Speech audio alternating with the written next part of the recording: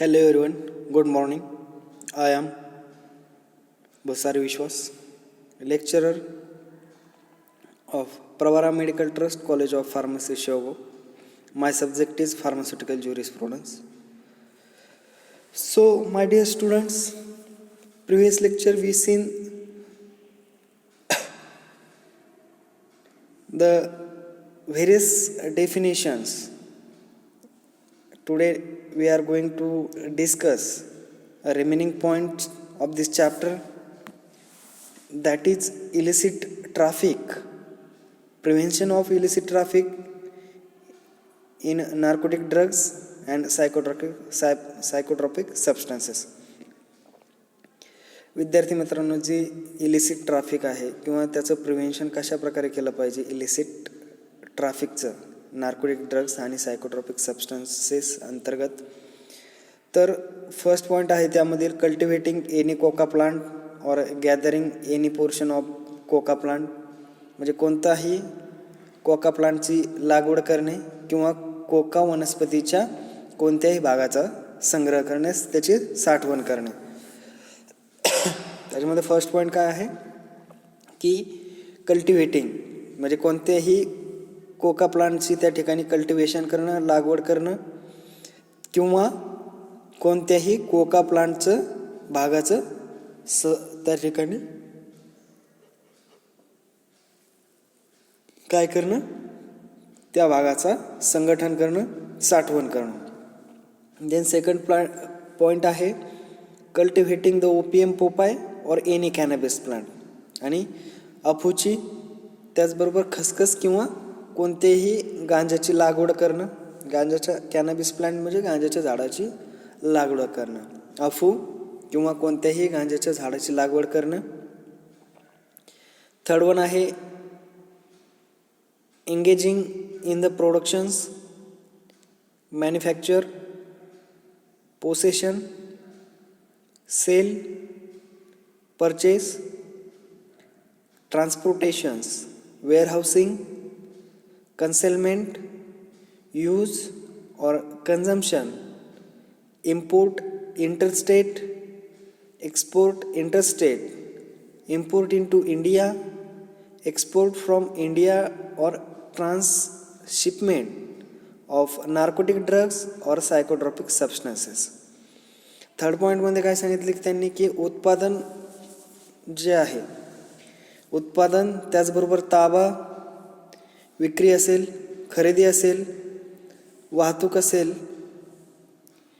त्याबरोबर त्याची cells, purchasing, transporting, वाहतूक, त्याचबरोबर वेअर हाऊसिंग, त्याची साठवणे, त्याचा वापर किंवा त्याचबरोबर जे इंटरस्टेट इम्पोर्ट आहे ते आयात, आंतरराज्यीय आयात, त्याचबरोबर निर्यात कशी ती पण इन स्टेट, आंतरराज्यामध्ये. भारतात आयात जे नार्कोटिक सबस्टन्स आहेत किंवा सायकोट्रॉपिक्स पदार्थ आहेत त्या पदार्थाची भारत किंवा ट्रान्सपोर्ट शिपद्वारे त्या ठिकाणी आयात करणे. काय सांगितलं की एंगेज इन प्रोडक्शन, त्याचबरोबर मॅन्युफॅक्चरिंग, त्याचबरोबर पोसेशन, सेल्स, परचेसिंग, ट्रान्सपोर्टेशन, वाहतूक, वेअरहाऊसिंग म्हणजे त्याचं साठवणूक, कन्सेलमेंट, त्याच्यानंतर यूज किंवा कन्झम्पशन, त्याचबरोबर इम्पोर्ट इन अ स्टेट, स्टेटमध्ये इम्पोर्ट, त्याचबरोबर interstate export, import into India, export from India और ट्रान्सशिपमेंट ऑफ नार्कोटिक ड्रग्स और psychotropic substances. Then fourth one जो पॉईंट आहे तो काय आहे, dealing in any activities in narcotic drugs or psychotropic substances other than those referred to in sub clauses first to third.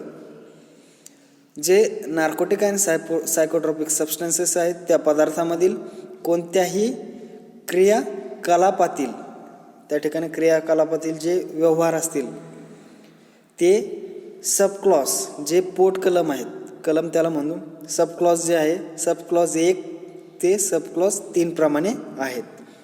Then fifth one जो point आहे,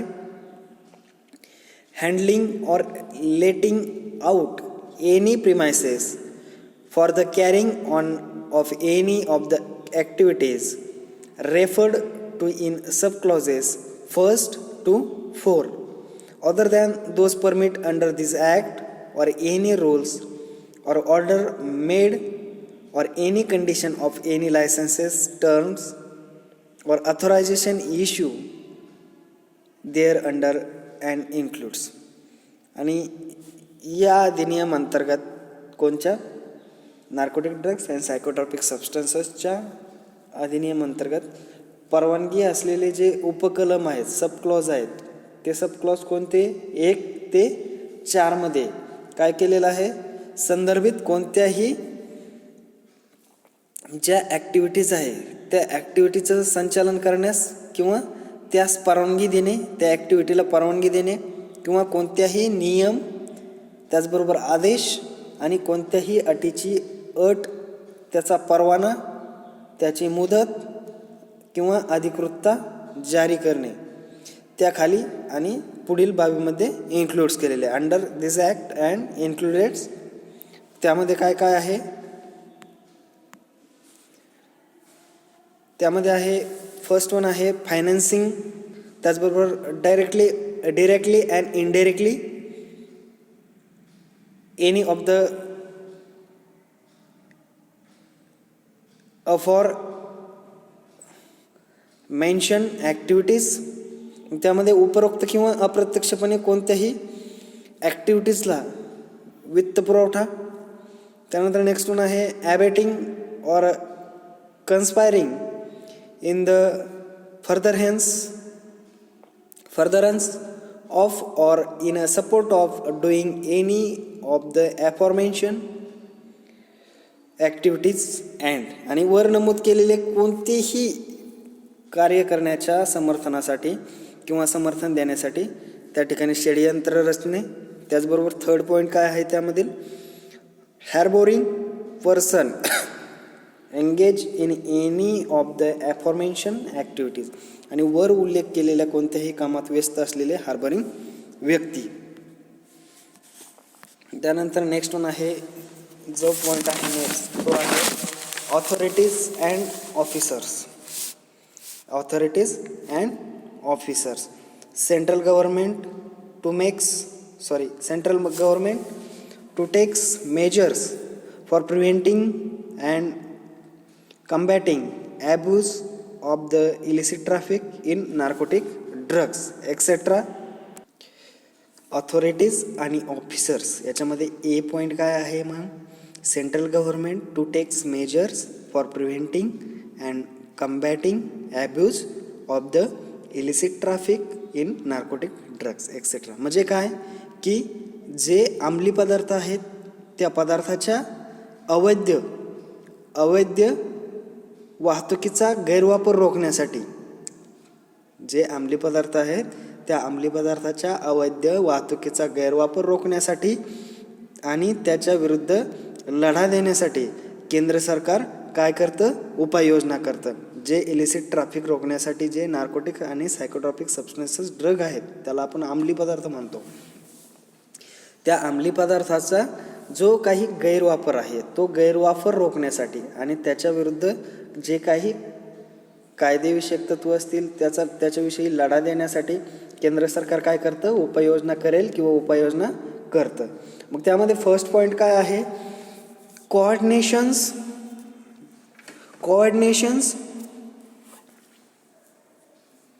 of actions by various officers, state government and other authorities under this act or under any other law for time being in a force relating to the enforcement of provision of this act. यामध्ये काय सांगितले, first पॉईंटमध्ये सांगितले होते की केंद्र सरकार अंमली पदार्थाची गैरवाहतूक रोखण्यासाठी त्या ठिकाणी उपाययोजना करत असतं. मग सेकंडमध्ये काय सांगितले की विविध अधिकारी राज्य सरकार यांच्या कृतीचे समन्वय आणि या कायद्याअंतर्गत किंवा इतर कायद्यानुसार या कायद्याच्या तरतुदीच्या अंमलबजावणीसाठी जे काही संबंधित इतर अधिकाऱ्यासह काही काळ लागू असेल. त्याला काय असेल, काही काळ त्या ठिकाणी लागू असेल. म्हणजे काय, जे विविध अधिकारी आहेत, राज्य सरकार यांच्या कृतीचे समन्वय आणि या कायद्याच्या अंतर्गत जो the drug narcotics and psychotropic substances हा जो ॲक्ट आहे, त्या कायद्याच्या अंतर्गत इतर कायद्याच्या नुसार त्या कायद्याच्या तरतुदीची अंमलबजावणीशी संबंधित इतर अधिकाऱ्यासह काही काळ लागू असेल. देन नेक्स्ट वन पॉईंट काय आहे, obligations under the international convention आणि आंतरराष्ट्रीय अधिवेशन अंतर्गत काही जबाबदाऱ्या. त्याचबरोबर नेक्स्ट वन आहे assistance to concern authorities in a foreign countries किंवा foreign countries and concern international organization regarding the prevention and suppression of illicit traffic in narcotic drugs and psychotropic substances. आणि जे काही नार्कोटिक ड्रग्स आणि सायकोट्रॉपिक औषध आहेत किंवा पदार्थ आहेत, त्या पदार्थामधील अवैध वाहतुकीस प्रतिबंध आणि दडपशाही संबंधित परदेशी देशामध्ये जे काही इंटरनॅशनल ऑर्गनायझेशन असतील, त्या इंटरनॅशनल ऑर्गनायझेशन किंवा परदेशी देशामध्ये आणि संबंधित आंतरराष्ट्रीय संस्थेतील ज्या काही इंटरनॅशनल ऑर्गनायझेशन आहेत, त्या संबंधित आंतरराष्ट्रीय संस्थेमधील संबंधित अधिकाऱ्यांना सहाय्य करणं, त्या ठिकाणी सहकार्य करणं. देन नेक्स्ट वन आहे identifications, treatment, educations, after care, rehabilitations and social reinteraction of addicts. आणि या कायद्याच्या जी काही आयडेंटिफिकेशन आहे, जी काही ओळख आहे, उपचार, त्याचबरोबर एज्युकेशन म्हणजे त्याचं शिक्षण, त्यानंतर आफ्टर केअर काळजीनंतर जे काही पुनर्वसन आहे, आणि व्यसनाने सामाजिक त्या ठिकाणी संवाद. Then such other matters for the effective implementations of this act and preventing and combating the abuse of narcotic drugs and psychotropic substances and illicit traffic therein. आणि या कायद्याच्या प्रभावी अंमलबजावणी आणि अंमली पदार्थाच्या अंमलबजावणी, जो काही नार्कोटिक ड्रग्स अँड सायकोट्रॉपिक ॲक्ट आहे, या कायद्याच्या प्रभावी अंमलबजावणी आणि अंमली पदार्थाच्या अंमलबजावणी आणि जे काही सायकोट्रॉपिक पदार्थ आहेत तेथील अवैध जी रहदारी आहे म्हणजे वाहतूक, त्या वाहतुकीचा प्रतिबंध करण्यासाठी अशा इतर बाबी याच्यामध्ये समाविष्ट केल्या जातात. देन त्या ठिकाणी बी पॉईंट आहे officers of central government. B point काय आहे, ऑफिसर्स ऑफ सेंट्रल गव्हर्नमेंट. त्यामध्ये काय दिलं आहे, under the provisions of this act the central government may appoint the narcotic commissioners and such other officers as it think fit perform the function relating to. आणि या कायद्याच्या तरतुदीनुसार काय सांगितलं त्यांनी की केंद्र सरकार नार्कोटिकची नेमणूक करतं, नार्कोटिक कमिशनरची नेमणूक करतं. देन त्याच्यामध्ये आहे जे आयुक्त आहेत आणि योग्य असे वाटणारे अन्य अधिकारी त्या ठिकाणी कार्य करतात. देन त्याच्यामध्ये फर्स्ट पॉईंट आहे supervision of cultivation of opium Popeye. अफूच्या किंवा खसखसीच्या लागवडीचे त्या ठिकाणी पर्यवेक्षण केलं जातं. त्याचबरोबर प्रोडक्शन ऑफ ओपियम, त्यात अफूचं ओपियम जे ओपियम आहे त्याला अफू म्हणू शकतो आपण, अफू मराठीमध्ये, अफूचं त्या ठिकाणी प्रोडक्शन उत्पादन.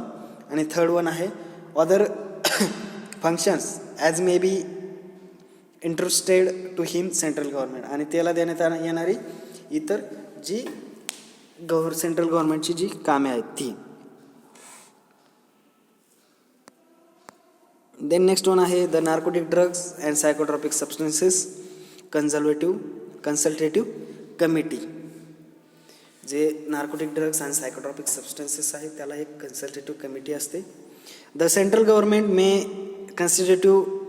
constitute by notification in official gazette an advisory committee to be called as the narcotic drugs and psychotropic substances consultative committee.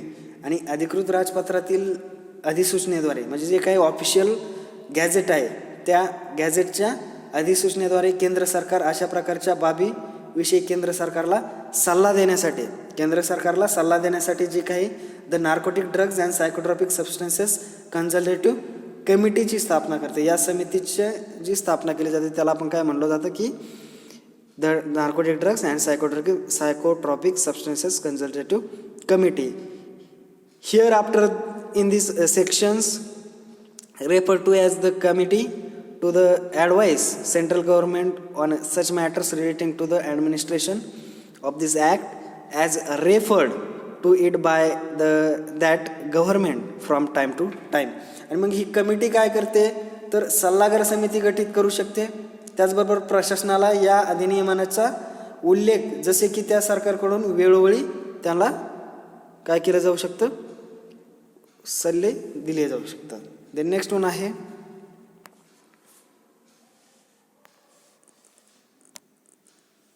आहे प्रोहिबिशन कंट्रोल अँड रेग्युलेशन्स. त्याच्यामध्ये आहे prohibition of certain operation as per section 8,